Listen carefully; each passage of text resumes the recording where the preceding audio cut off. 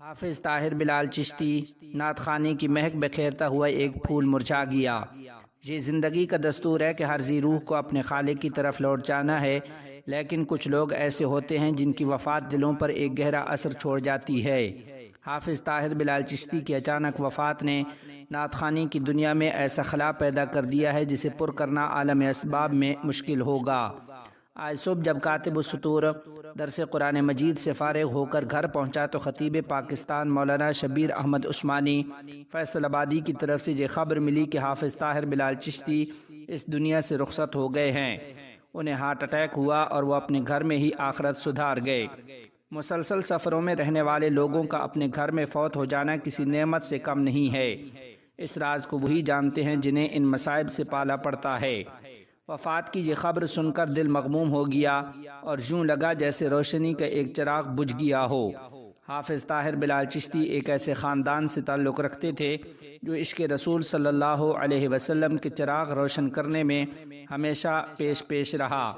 ان کے والد ماجد احمد بخش چشتی اور تایا محمد بخش چشتی اپنے وقت کے معروف نعت خوان تھے۔ محمد بخش چشتی کا زیادہ وقت حضرت مولانا غلام اللہ خان رحمہ اللہ کی صحبت میں گزرا، جبکہ دوسری جانب احمد بخش چشتی مرحوم نے مولانا علامہ عبدالستار تونسوی، مولانا محمد ضیاء القاسمی اور مولانا عبدالمجید ندیم رحمہ اللہ کے ساتھ وقت گزارا تھا۔ اپنے نعت خوان بزرگوں کی صحبتوں اور گھریلو اثرات نے حافظ طاہر بلال کی شخصیت اور فن پر گہرے نقوش چھوڑے۔ حافظ طاہر بلال چشتی کی نعت خوانی کا انداز ان کے فن کی پہچان تھا۔ ان کی آواز میں ایک دلکش مٹھاس، لہجے میں شائستگی اور ادائیگی میں ایسا سکون تھا جو سننے والوں کے دلوں کو چھو لیتا تھا۔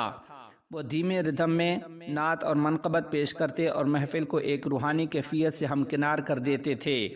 ان کا فن محض آواز کا کرشمہ نہیں بلکہ عشق رسول صلی اللہ علیہ وسلم کی سچی گواہی تھی۔ ان کی شخصیت میں انکساری اور تواضع نمایاں تھیں۔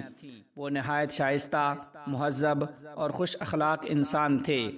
ظرافت میں فحاشی اور لغویات ناپید تھیں۔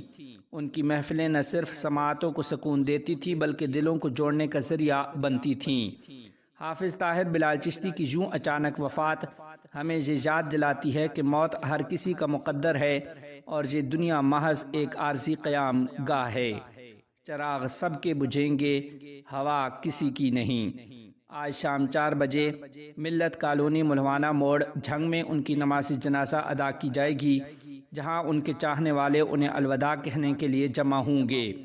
اللہ تعالی حافظ طاہر بلال چشتی کو جنت الفردوس میں اعلیٰ مقام عطا فرمائے، ان کے درجات بلند کرے اور ان کے اہل خانہ کو صبر جمیل عطا فرمائے۔